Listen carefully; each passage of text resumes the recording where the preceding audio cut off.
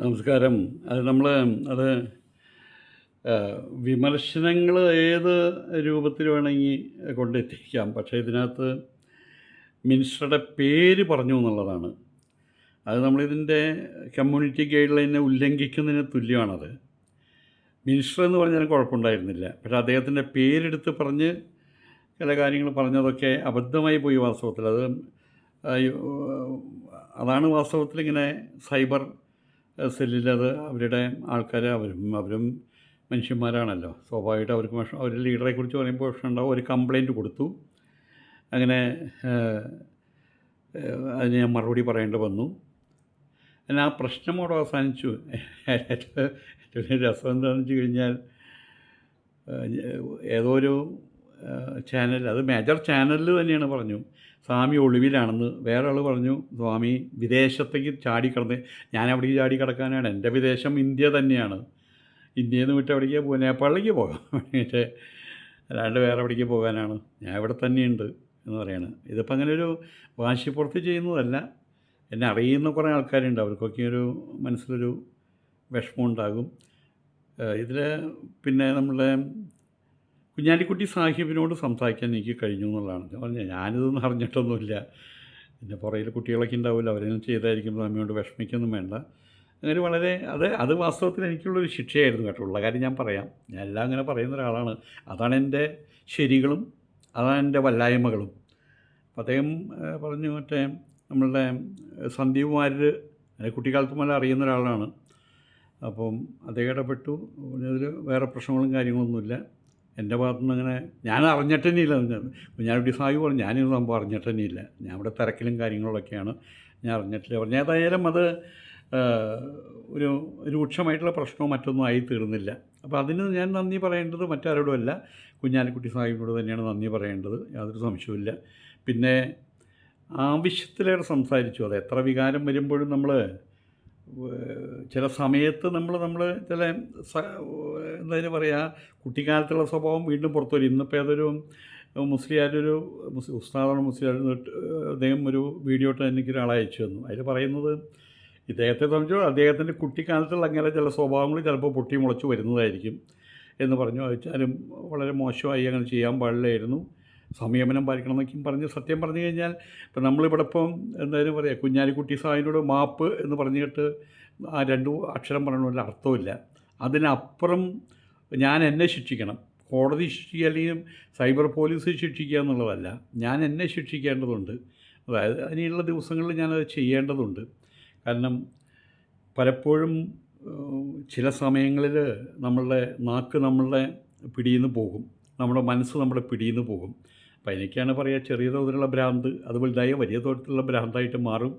അപ്പം അങ്ങനെ ചില സംഭവങ്ങളിലൂടെയാണ് എനിക്കിങ്ങനെ അറിയാതെ വളരെ രൂക്ഷമായിട്ട്. അന്നാന്ന് വെച്ചാൽ സാധാരണ ഞാൻ ഇതിന് പ്രിക്കോഷൻ എടുക്കാറുണ്ട്.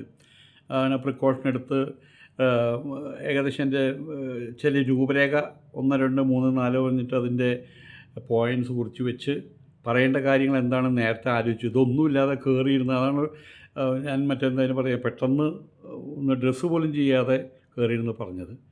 അതിലിപ്പം എനിക്ക് അങ്ങയുടെ അദ്ദേഹത്തോടും അദ്ദേഹത്തെ ഇഷ്ടപ്പെടുന്ന ആൾക്കാരോടും എൻ്റെ സഹോദരങ്ങളോടും മാപ്പ് പറയുക എന്നുള്ളതാണ്. അവരെ സാധാരണക്കാരെ സംബന്ധിച്ചും അത് വലിയൊരു കാര്യമാണ്. അപ്പോൾ ഞാൻ മാപ്പ് പറയുകയാണ്, തീർച്ചയായിട്ടും മാപ്പ് പറയണം, മനസ്സുകൊണ്ടാണ്. കാരണം ഇതിൽ മുൻപും വളരെ സ്നേഹത്തോട് കൂടിയിട്ട് ഒരിക്കൽ അയ്യന്തോൾ വെച്ചിട്ട് അദ്ദേഹം ഈ മണ്ണ് കൊണ്ട് ചിത്രം വരയ്ക്കുന്ന ഒരാളുടെ ഒരു പ്രോഗ്രാം, ആ വരുന്ന വഴിക്ക് അദ്ദേഹത്തെ നേരത്തെ പറഞ്ഞിരുന്നപ്പോൾ അവിടെ വന്ന് കയറി ഒരു ചെറിയ പ്രോഗ്രാം. അപ്പോൾ ഞാൻ സദസ്സിലിരിക്കുന്നുണ്ട്. അപ്പോൾ ആൾ സദസ്സിലിരിക്കുന്ന എന്നോട് പറഞ്ഞു, സദസ്സ് പറഞ്ഞൊരു 19 പേരുണ്ടായിരുന്നു, ആ ഫ്ലാറ്റിലുള്ള ആൾക്കാർ മാത്രം. അന്നങ്ങനെ മിനിസ്റ്റർ അല്ല കേട്ടോ, അങ്ങനെ എക്സ് മിനിസ്റ്റർ ആയിരുന്നു. അപ്പോൾ എന്നെ വിളിച്ചു, അവിടെ കയറിയിട്ട് പറഞ്ഞു ഇങ്ങനെ കുഞ്ഞാലിക്കുട്ടി സാഹിബിന് തിരക്കുണ്ടെന്ന് അറിയാണ്ട് ഞാനൊരു പ്രസംഗത്തിനും തയ്യാറില്ല, നമ്മുടെ എക്സ് മിനിസ്റ്റർ അതുപോലെ നമ്മുടെ നെക്സ്റ്റ് മിനിസ്റ്റർ അദ്ദേഹം ഈ പ്രോഗ്രാം സംബന്ധിച്ചാൽ നമുക്ക് വളരെ സന്തോഷമുണ്ട് പറഞ്ഞപ്പോൾ അങ്ങേര് എൻ്റെ തോളത്ത് കൈ വെച്ചിട്ട് പറഞ്ഞു, സ്വാമിയുടെ അനുഗ്രഹം എനിക്ക് കിട്ടിയിട്ടുണ്ട്, അപ്പോൾ ഞാൻ നെക്സ്റ്റ് മിനിസ്റ്റർ തന്നെയാണെന്നൊക്കെയും പറഞ്ഞ് അത്രത്തോളം ഒരു അടുപ്പം കാത്തുവച്ചു. പിന്നെ KMCCയുടെ പരിപാടിയിൽ ഞാൻ ദുബായിൽ വെച്ചിട്ട് ഇതുപോലെ തന്നെ വളരെ സ്നേഹമിശ്രണമായിട്ട്, അത് ഒരു കള്ളത്തരായിട്ട് എനിക്ക് ഒരിക്കലും അനുഭവപ്പെട്ടിട്ടില്ല. പക്ഷേ ഇവിടെ ഈ മുസ്ലിം കുട്ടികൾ, എനിക്ക് അത്രേ ഇപ്പോൾ പറയാൻ പറ്റുള്ളൂ, അവരെന്നോട് വളരെ ഷാർപ്പായിട്ട് ഇപ്പോഴത്തെ ഈ ഗവൺമെൻറ് വന്ന സമയത്ത് അത് നിങ്ങളെല്ലാവരും അറിയുന്നൊരു കാര്യമില്ല. അത് വന്നതിന് ശേഷം അപ്പം ഞാനിത് ഈ ഗവൺമെൻറ് വന്നപ്പോൾ എൻ്റെ മനസ്സിലുണ്ടായിരുന്നു ഞാനൊരു എന്തായാലും പറയും ഇതുവരെയുള്ള ഗവൺമെൻറ്റിനോട് വളരെയധികം ആഭിമുഖ്യം വെച്ച് പുലർത്തുന്ന ആളാണ്.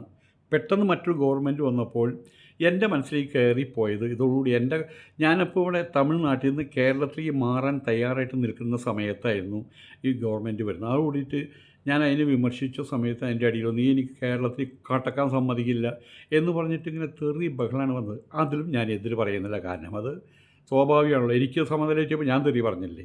അങ്ങനെ വന്ന സമയത്ത് ഭയങ്കര ദേഷ്യം. ഈ ദേഷ്യം വന്നപ്പോൾ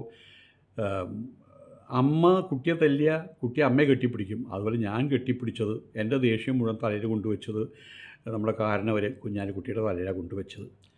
സ്വാഭാവികമായിട്ടൊരു മിനിസ്റ്റർ കുഞ്ഞാലിക്കുട്ടി എന്നുള്ള പേരെടുത്ത് പറഞ്ഞതൊക്കെയും ചെയ്ത് കഴിഞ്ഞ് വന്നപ്പോൾ അത് ഭീമമായിട്ടൊരു അബദ്ധമായിട്ട് മാറി. അപ്പം അതെല്ലാം അതിൽ നിന്നൊക്കെ ഞാൻ മോചിതനായി എന്ന് പറയുകയാണ്. ഇപ്പം ഞാനിവിടെ തന്നെയുണ്ട്, അതൊരു പ്രശ്നമില്ലാതെ ഞാനിവിടെ ഉണ്ട്.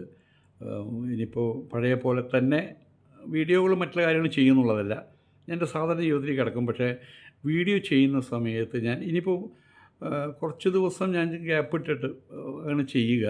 കാരണം എൻ്റെ മനസ്സിനെ ഞാൻ ഒരുക്കേണ്ടതുണ്ട് അവിടെ. കാരണം പോലീസുകാരൻ്റെ മനസ്സിലൊരുക്കിയില്ല. അല്ലെങ്കിൽ അവർ 2 ചീത്ത പറഞ്ഞു, നീ എവിടുത്തെ സ്വാമിയാടാന്ന് ചോദിച്ചു, അതിൽ 2 ഗുമ്മ് വെച്ച് തന്നു, ഇതൊന്നും ഉണ്ടായില്ല അവിടെ. അതിലെനിക്ക് വലിയ സങ്കടമുണ്ട്. അതിൽ അവിടുത്തെ മേജർ ഓഫീസറുണ്ട് ചോദിച്ചത്, സ്വാമിജി ഞങ്ങൾക്ക് ഈ മുദ്ര തരുമ്പോൾ ഞങ്ങളുടെ ഓഫീസർമാർ പറഞ്ഞൊരു കാര്യമുണ്ട്, നിങ്ങൾ രാജ്യത്തിന് വേണ്ടി എന്തെങ്കിലും ചെയ്യണം. വഴി കൂടെ പോകുന്ന സമയത്ത് എന്തെങ്കിലും കാരണവശാൽ എന്തായാലും പറയും മറ്റേ പൈപ്പ് തുറന്ന് കിടക്കണതാണ്, അതും കൂടി ഓഫ് ചെയ്തിട്ട് വേണം നിങ്ങൾ പോകാൻ. ഞങ്ങൾക്കതേ സ്വാമിയോട് പറയാനുള്ളൂ. സ്വാമി പറഞ്ഞു കഴിഞ്ഞാൽ സ്വാമിക്കൊരു മുദ്ര കൂടിയുണ്ട്, സന്യാസ മുദ്രയുണ്ട്. അപ്പോൾ അത് പറയുമ്പോൾ സ്വാമിക്ക് ഒരുപാട് കാര്യങ്ങൾ ചെയ്യാൻ പറ്റും. കഴിഞ്ഞതൊക്കെയും പോട്ടെ നമ്മളെല്ലാവരും മറക്കും. അതുകൊണ്ട് സ്വാമിജി വളരെ പോസിറ്റീവായിട്ട് സർഗാത്മകമായിട്ട് ഒരുപാട് കാര്യങ്ങൾ ചെയ്യണം. ഒന്നും ചെയ്യാതിരിക്കരുത്. എവിടേക്ക് ഒളിച്ചു പോകേണ്ട ആവശ്യം അവിടെ ഇനി ഒന്നിരിക്കില്ല. പറയും സ്വാമി മരണം വരെ, സ്വാമിക്ക് ബോധമില്ലാതെ വരുന്ന വരെ സ്വാമി ജനങ്ങൾക്ക് ഉപകാരപ്രദമായിട്ടുള്ള കാര്യങ്ങൾ ചെയ്യണമെന്ന് അങ്ങനെ പേർത്തും പറഞ്ഞു. ഇതൊക്കെയാണ് ഇപ്പോൾ എനിക്ക് പറയാനുള്ളൂ. ഇനി ബാക്കിയുള്ള ദിവസങ്ങളിൽ പിന്നെ പറയും. ഇപ്പോൾ സമയം വളരെ വൈകിയല്ലോ. ഏതായാലും ഇങ്ങനൊരു സംഭവം ഉണ്ടായി. ആ സംഭവം ഉണ്ടായി അതൊരു തെറ്റാണെന്ന് എനിക്ക് മനസ്സിലായി. അത് മനസ്സിലാക്കിയതെന്ന് സൈബർ സെല്ല് പോലീസിനോടും അവരുടെ യൂത്ത് വിങ്ങിൻ്റെ ആൾക്കാരോടും അവരിത് ചെയ്തില്ലായിരുന്നെങ്കിൽ ഞാൻ തുറന്ന് പറയുകയാണ്. എനിക്കിപ്പോൾ ഉള്ളിലൊന്നുമില്ല, ഞാൻ തുറന്ന് പറയുകയാണെങ്കിൽ കുഞ്ഞാലിക്കുട്ടി സാഹചര്യത്തിനെതിരെ പച്ചത്തറിയും എന്തൊക്കെയും പറഞ്ഞ് ഫോണിൽ ഞാൻ ഒരു വീഡിയോ ഇട്ട സമയത്ത് എത്രയോ 34,000 പേരെ കണ്ടു. എന്നെ ഇന്ന് പോലീസുകാർ അതുപോലെ കംപ്ലയിൻറ്റ് വന്നില്ലായിരുന്നെങ്കിൽ, പോലീസുകാർ ഫർദറായിട്ട് ആക്ഷൻ എടുത്തില്ലായിരുന്നെങ്കിൽ എനിക്കൊരു ഔത്സുക്യം തോന്നിനെ, എന്നാൽ ഇനി അടുത്തത് ഇടാൻ തോന്നിനെ. പക്ഷേ ഇവിടെ വെച്ച് ഈശ്വര കൃപ എന്ന് പറയാം, അത് തടയപ്പെട്ടു എന്നുള്ളതാണ്. ഞാൻ പോലീസുകാരുടെ അവരുടെ മുമ്പിൽ അതാ പറഞ്ഞത്, നിങ്ങൾ ചെയ്തത് വലിയൊരു ഉപകാരമായി. എന്നെ സംബന്ധിച്ചിടത്തൊരു പുണ്യപ്രവൃത്തി എന്നായിരുന്നു പറഞ്ഞത്. കാരണം എന്തോ മനസ്സിലൊരു വല്ലാത്തൊരു മാറ്റം വന്ന പോലെ, മനസ്സിലൊരു സുഖം വന്ന പോലെ. പിന്നെ കുഞ്ഞാലിക്കുട്ടി സാഹിബിൻ്റെ ശിക്ഷ അതെനിക്ക് മറക്കാൻ പറ്റില്ല. അത് വിട്ട് കളയത് സ്വാമി, അത് വിട്ട് ഞാനതൊന്നും അറിഞ്ഞിട്ടൊന്നുമില്ല. സ്വാമിക്കൊരു പ്രശ്നം ഉണ്ടാവില്ല. അവിടെ ഞാൻ DSA വിളിച്ച് പറഞ്ഞോളാം, കേട്ടോ നമുക്ക് കാണണം കേട്ടോ എന്ന് പറഞ്ഞു. ആലോചിച്ച് നോക്കുക, ഇത്തരം കാര്യത്തിൽ അങ്ങനൊരു വാക്ക് കേൾക്കുമ്പോൾ അതല്ലേ ഏറ്റവും വലിയ ശിക്ഷ. നിങ്ങൾ തന്നെ പറയുക, അതല്ലേ ഏറ്റവും വലിയ ശിക്ഷ. അതെനിക്ക് കിട്ടി. ഞങ്ങൾ തമ്മിൽ കാണും, തിരുവനന്തപുരത്തോ മറ്റെവിടെയും വെച്ചോ സാവകാശം കാണും. നിങ്ങൾക്ക് എല്ലാവർക്കും എൻ്റെ വിനീതമായ നമസ്കാരം.